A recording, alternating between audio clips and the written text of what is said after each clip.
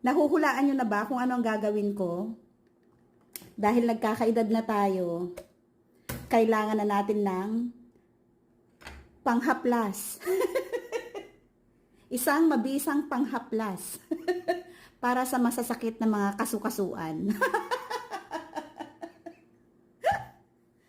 Nagkakaedad na talaga, di ba? Ito. Buto ito ng avocado.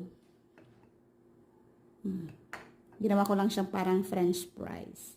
Napanood ko lang yan ha, gagayahin lang natin. Sabi nila effective daw. Sabi nila effective daw talaga. So, try natin. Ito.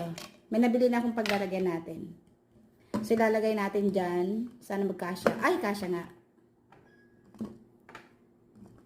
Ganyan lang. Ay, kabayo! Ano ba yan? Gulat pa ako. Yan.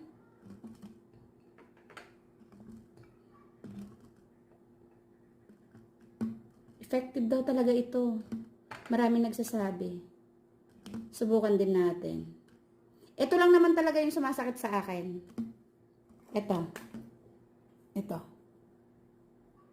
Ayan o. Yung mga ugat-ugat ko na yan o. Ay, parang ang dami naman na yata. Nasobrahan yata ng buto. Tapos, lagyan natin ng alcohol.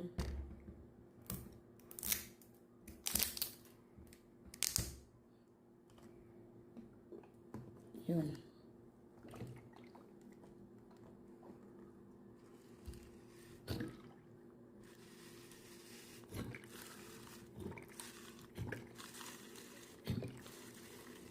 Ibabad lang natin.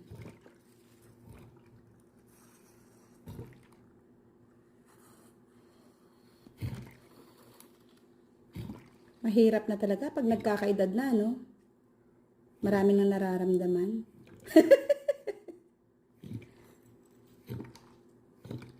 Sobra-sobra na yata. Wait. Oops. Tapos, lagyan natin ito. Kasi mabango. Tsaka medyo mainit-init.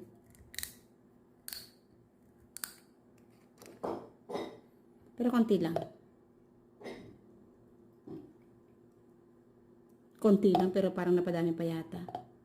Lagay ko na kaya lahat? Lahat kaya? Ang bango niya talaga. Tama na. Kalahati lang. Pero ang dami.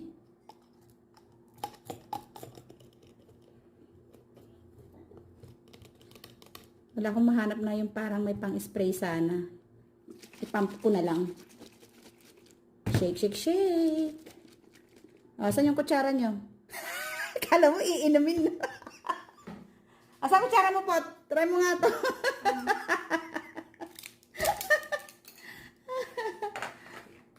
Ganyan lang. Ganyan lang daw. Tapos, try ko dito mamaya. Bakit mamaya pa? Pwede na kaya ngayon? O bukas?